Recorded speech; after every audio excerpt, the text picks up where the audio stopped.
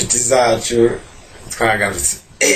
reka tuza turicecekeshe abantu bakuru rwose reka tuba dufite udukuru tugomba kubabwira ntimugaheranwe rwose n'ipfunwe mujye muhora murebera kuri show tv comment twe tuzajya tubereka ibintu bitandukanye nyine bibashimisha bibanezeza ubundi bakanguke rwose mukanguke hanyuma ubundi tubahe iburyohi tuzabaho burya ibintu byose rega twicwa no kutabikora wowe ikintu cyose nugikora nta kitazageraho reka njyewe mbamarirungu hanyuma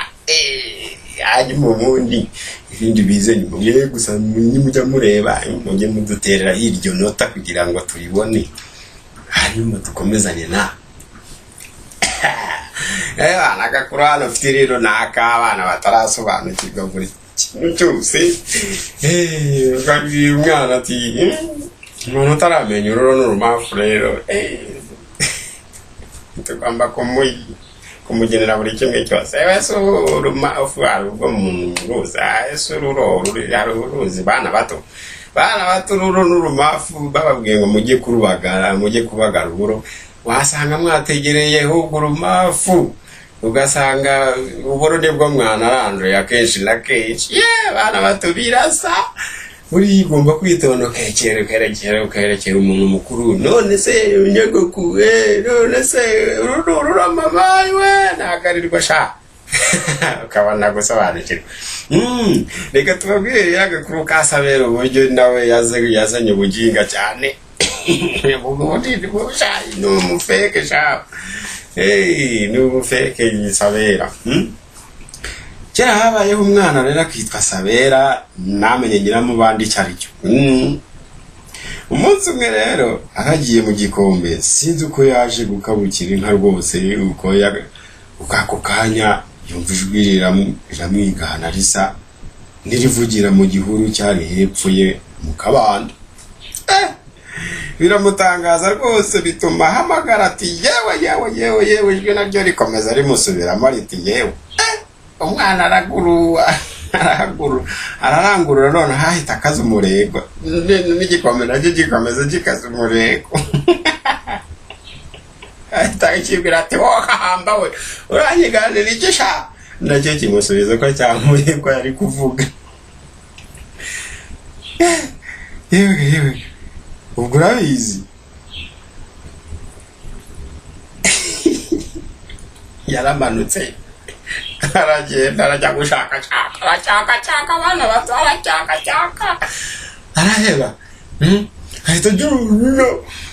arabyimba nyine abataka akantu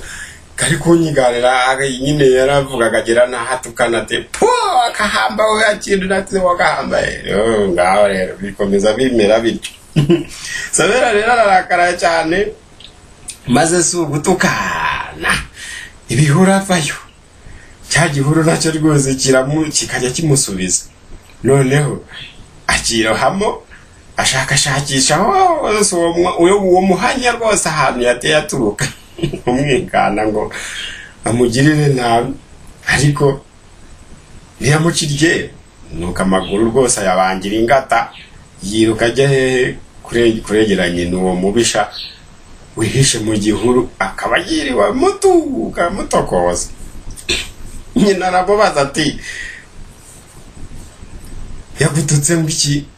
Sabera aramusubiza ati nikabukiriye inka yari yigiriye kona rwose ngiye kumva numva ijwi ry'umwana rinyigana riturutse mu kabande mu gihuru gihari mamagara uwo mwana ati yewe aho kunyitaba shaho akomeza kunyibwirira nanjye gutyo birandakaza cyane ngerageje kumwiyamatangira nawe kunyiyamata nuko ndamanuka ndamucyaka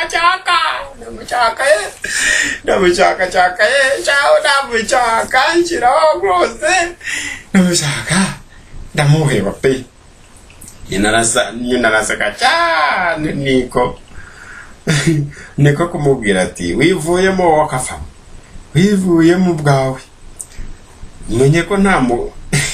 ko nta magambo yari kukuvamo ubwawe rwose ngabure kutakugeraho mu gihe wari hehe mu gikombe.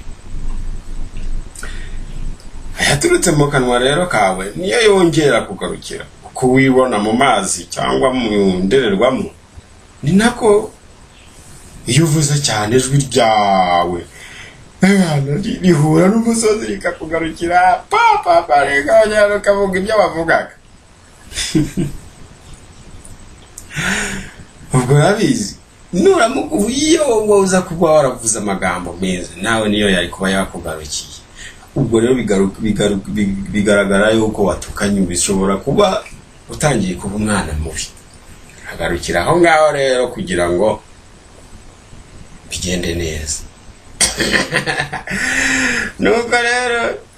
umwana birangira gutya asobanukiwe nyine mu bandi cyane cyo bana bato, nawe ibyo ngibyo byarababayeho, abantu baragiye barabizi, turabakunda